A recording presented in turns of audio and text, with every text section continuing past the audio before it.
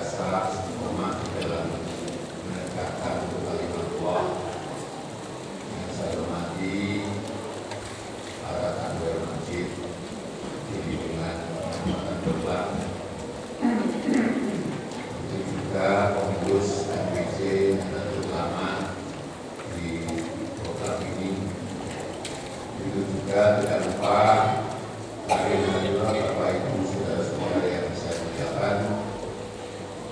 Puji syukur alhamdulillah adalah kita panjatkan kepada Allah Subhanahu wa taala karena malam hari ini kita masih diberi kesempatan oleh Allah untuk silaturahmi.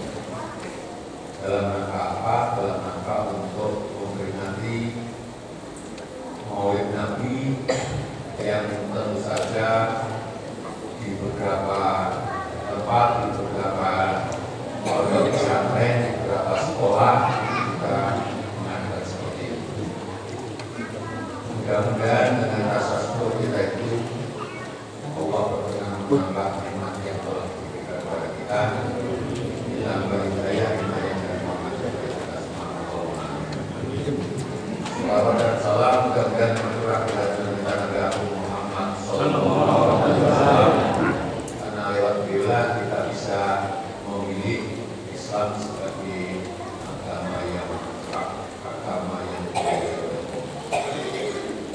izinkanlah pada malam hari ini saya menyampaikan apa yang saya pahami mengenai apa yang tertuang di dalam peristiwa-peristiwa besar yang tentu saja kita selaku umat Islam harus mengenal siapa Nabiullah kita, siapa Nabiullah Muhammad, dan mengapa setiap saat, setiap tahun itu adalah kita memperingati. Sebenarnya kalau kita tengok dalam tarikh sejarah Islam, tentu saja dalam peristiwa Maulid Nabi ini pernah dilakukan pertama kali oleh seorang raja yang namanya Mulopa sekira tahun 549 sampai 630 Masehi, sampai harus mengeluarkan 300.000 dinar untuk menghormati yang namakan Maulid Nabi, untuk merayakan sebenarnya siapa Rasulullah Muhammad. Dan tentu saja pada saat itu dibacakan yang namakan ada prosa, naksar, ada nazam, ada puisi atau syair yang terkenal seperti yang telah kita lakukan, yaitu yang namakan Syairul Bajjah. Mengapa itu dilakukan? Karena untuk menghormati Rasulullah. Nah sekarang kita selaku umat Rasulullah, mengapa juga perlu dilakukan? Sebenarnya dalam peristiwa malam ini kita sudah melakukan. Hanya di sini kalau tidak lengkap, kalau tidak ada penjelasannya. Kita sudah melakukan namanya tawasul, bagaimana berwasilah, bagaimana kita telah bertahlil, bagaimana kita telah bermarhaban, berjanji. Semuanya adalah apa yang dilakukan oleh ulama-ulama salaf dulu. Nah, apa sebenarnya saripati di dalam maulid itu? Yang tentu saja kita harus berkiblat pada hujah, sumber hukum yang dimaui oleh Allah. Itu seperti apa?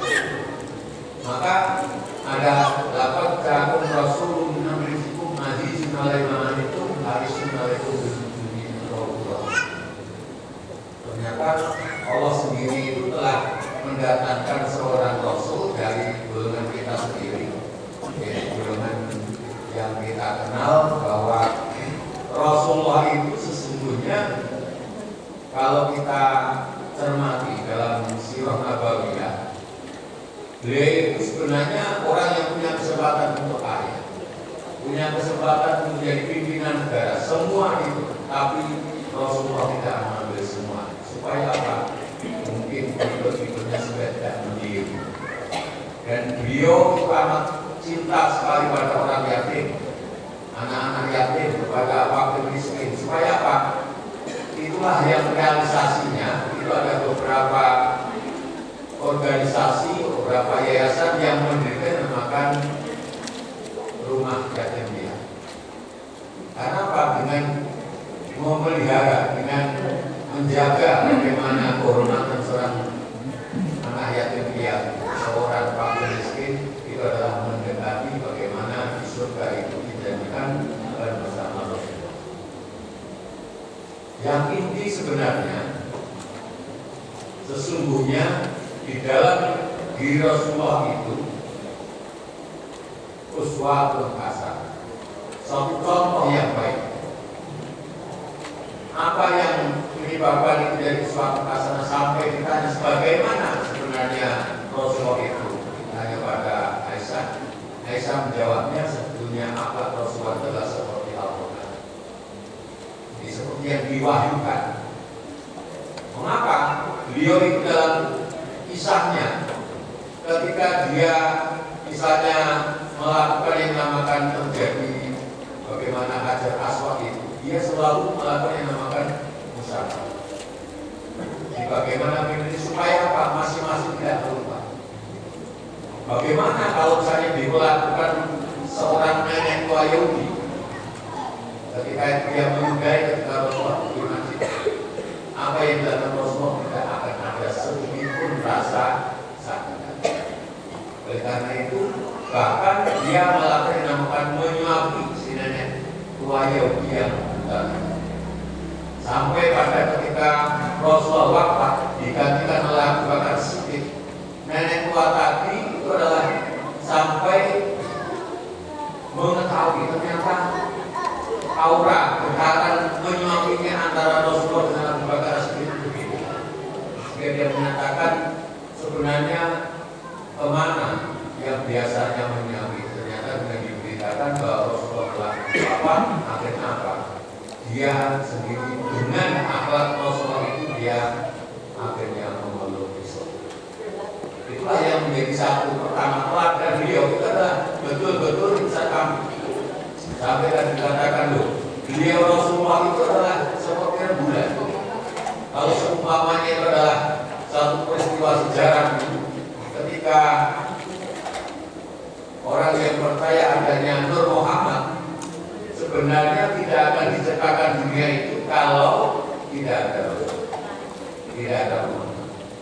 Bahkan ketika Nabiullah Adam dia terlempar dari surga karena kesalahannya, itu pun dia mengetahui bahwa asma Muhammad, nama Muhammad itu berbandingan dengan asma Allah. Akhirnya kita mengetahui bahwa ternyata kalau kita selaku umat Muhammad tidak menghormati Rasulullah, tidak menghormati Nabiullah Muhammad, selamat itu. Karena apa? Sesungguhnya ada cerita, sesungguhnya Innallaha wa malaikatahu yusholluna 'alan nabi. Bahkan Allah dan malaikat pun itu adalah menghormati. Sampai dalam sholat pun itu akan disebut ketika kita melakukan sholat. Itu adalah karena apa? Nama Allah dan nama Muhammad itu dari satu. Karena itu Nabiullah itu adalah dua awal dua akhir juga. Yang awal dan yang akhir. Sebelum ada penciptaan secara fisik, Nabiullah Muhammad ternyata pada pintu surga itu tidak ada yang namakan sama. Karena itu yang namakan uswatun hasanah. Jadi Rasulullah itu sebenarnya diciptakan ke alam semesta ini tak lain dan tak bukan seperti hitam 5 kali malam. Juga tahu bahwa kelakuan manusia itu seperti yang dalam Al-Quran disebutkan bahwa kita amanat sama wakil arti wa'afrina ayat minha asfakna minha wa'amal insan innahu kana zaluman jahula. Sebenarnya amanat itu pernah diberikan pada samawat, pada langit, pada bumi, pada gunung, tapi mereka semua enggan memikul amanat. Lalu dibawa manusia amanat dari Allah. Apa itu? Ya namakan kalimat tauhid. Tetapi dibawa oleh manusia itu keadaan manusia itu apa? Zaluman jauh, yaitu amat zalim dan amat bodoh. Tapi diminta untuk namakan nama ini. Karena itu ketika kita melihat mengapa Rasulullah itu ada, karena di dalam diri beliau itu, kalau dalam bahasa orang fisika itu proton-neutronnya itu terang. Sehingga tidak ada yang namakan akhlakul marhum, akhlak yang tercela tidak ada. Karena itu sifat wajib yang ada bagi seorang Rasul itu adalah yang pertama, itu adalah sidik. Percobaan Rasulullah Muhammad itu adalah diujikan lewat pedagang. Apakah dia bisa jujur sampai dia yang memakan sidik karena mempunyai amat yang jujur. Itu yang susah dalam perdagangan itu dalam peristiwa jujur itu sangat sidik. Uji cobanya dalam kehidupan Rasulullah itu tidak seperti manusia biasa.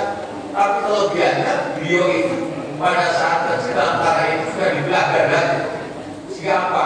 Satu lupa yang menyebabkan dia berbuat dolim, berbuat fasik sudah tidak. Beliau punya korin, tapi korin yang mengajak pada kebaikan, tidak pada kejahatan, kepada fasik dan itu adalah sifat yang masih ada. Ternyata ada sidik, kemudian ada juga amanah. Dia bisa dipercaya. Karena itu Allah memilih Rasulullah karena bisa dipercaya. Tidak mungkin khianat saudara Rasul.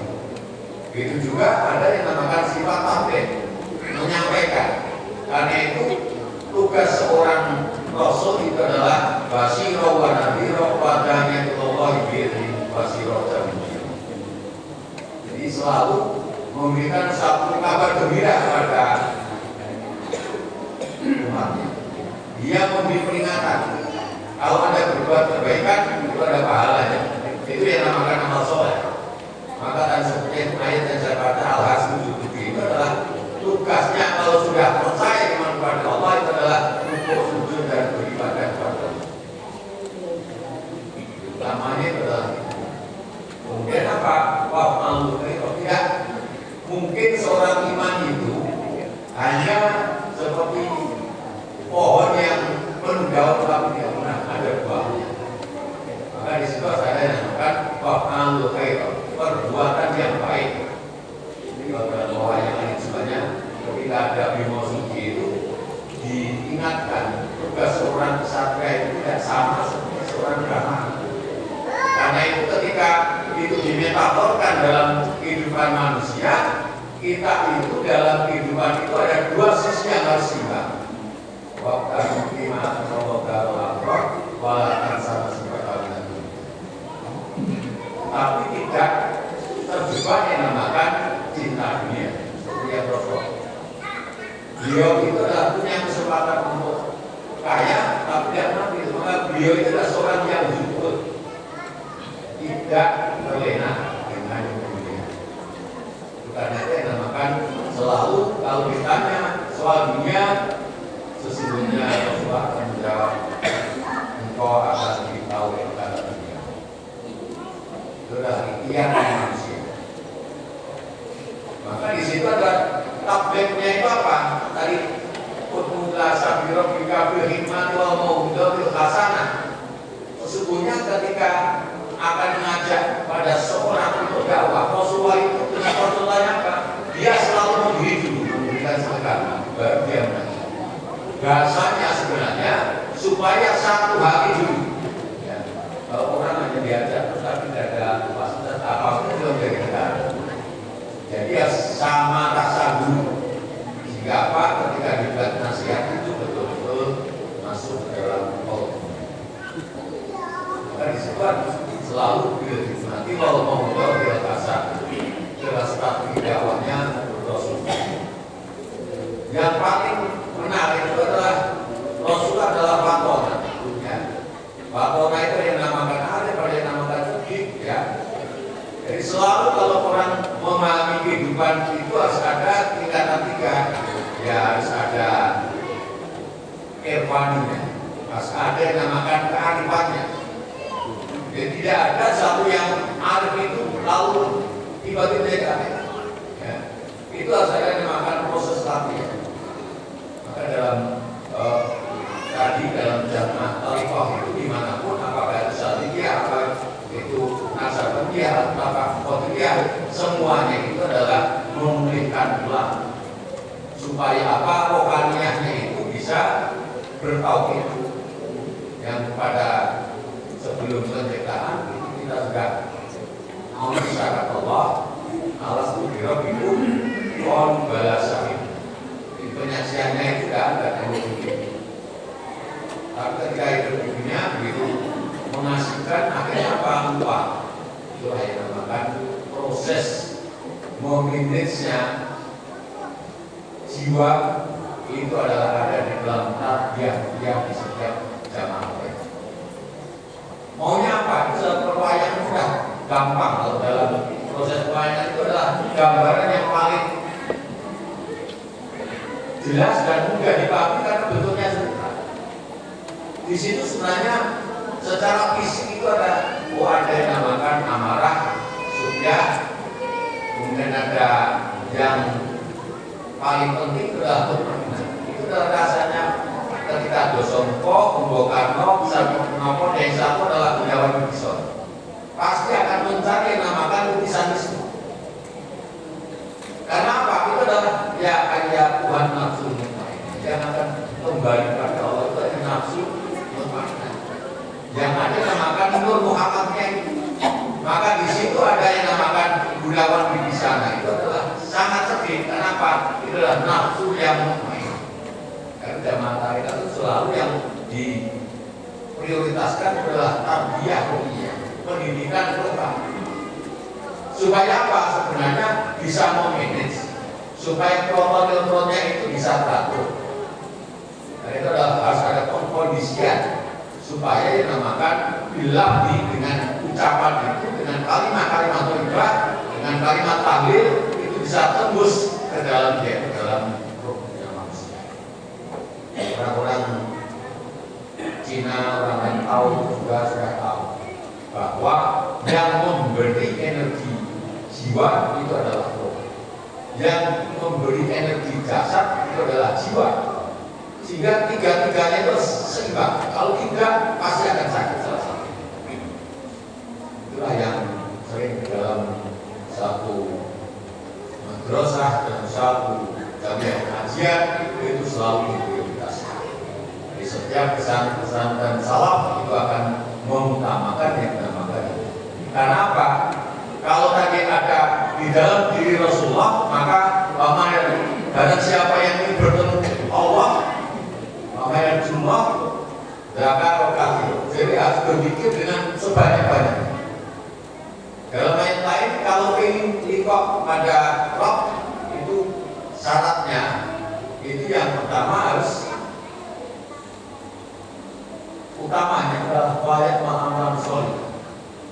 Kalau la ilaha illallah itu adalah yang satu di langit, yang satu ada di bumi. Itulah keseimbangan. Jadi kalau tidak berdua, orang iman tidak disertai amal soleh, tidak ada yang namakan selalu bertanya. Jadi kalau dimasuki itu sudah enak di pertemuan dengan Tuhan, kok dia itu lupa bahwa dia itu seorang kesatria, dia harus hidup di dunia.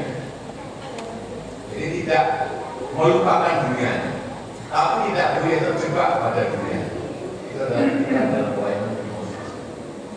Kalau itu adalah pada proses Ramayana itu adalah kuncinya adalah seperti itu. Begitu juga ketika dalam Mahabharata juga ada yang namakan seorang anak Krisna itu, yang namakan Sombo itu. Dia walaupun anak seorang titisan Wisnu, tetapi ketika dia akan memulai wahyu akan lepas. Karena apa? Karena sombong. Karena itu dalam diri Rasul tidak akan ada kesombongan. Itu dalam perspektif Islam, satu darah ada kesombongan adalah mengingkari bahwa Allah itu tidak boleh ditandingi dengan kesombongan. Karena tidak mungkin bisa masuk surga kalau dalam hatinya itu ada kesombongan. Itulah yang digambarkan ketika dalam proses berzikir pada Allah itu sebenarnya harus ada yang namakan prinsip dasarnya bahwa orang yang bisa menguatkan Allah itu adalah qalbul lainullah. Jadi harus hati seorang hamba yang dilunakan. Itu prinsipnya. Kenapa? Tidak mungkin masuk dalam akal manusia, tapi pada hati manusia. Itulah sebenarnya Maulid itu sebenarnya adalah meniru yang namakan sifat-sifat itu. Berikutnya itu adalah bagaimana sebenarnya qul in kuntum tuhibbunallah fattabi'uni. Prinsipnya supaya bisa dicintai oleh Allah itu harus mengikut Rasul. Anas bin Malik seorang sahabat itu pun juga mengatakan ketika itu dia amat tidak suka dengan lomba. Ketika dalam perjamuan Rasulullah mengambil lomba, akhirnya pada saat itu tidak lagi dia tidak cinta lomba. Akhirnya apa? Anas bin Malik berjanji dia akan mencintai Rasulullah seperti apa yang dilakukan. Itu adalah sesuatu yang amat membedakan antara taat dan cinta itu berbeda. Mencintai itu adalah apa yang dilakukan oleh Rasulullah itu yang dilakukan. Itulah yang susahnya kita sebagai seorang pengikut Muhammad. Begitu juga ketika ada berikutnya, sebenarnya dalam Maulid Nabi itu supaya apa? Kita paham bahwa sholawat itu memuji Rasul itu menjadi amat penting. Karena apa? Berdoa tanpa sholawat akan tidak sampai. Jadi yang menarik kan apa? Wasilahnya mana dia? Kalau tidak ada susah sekali. Kenapa? Gelombangnya tidak ada. Karena yang satu itu ada di tali Allah, yang satu adalah di tali Rasulullah. Kalau bisa langsung, ya. Kalau bisa langsung monggo, ya. Tapi sudah ada tadi apa jagung Rasul menangkus itu. Bagaimana cara berhubungan dengan Allah itu sudah dicontohkan oleh Rasul. Bahkan beliau itu sampai meninggal pun dia selalu berjuang untuk umatnya. Maka di situ azizun alaihi ma itu beban berat itu disanggah oleh seorang Rasul.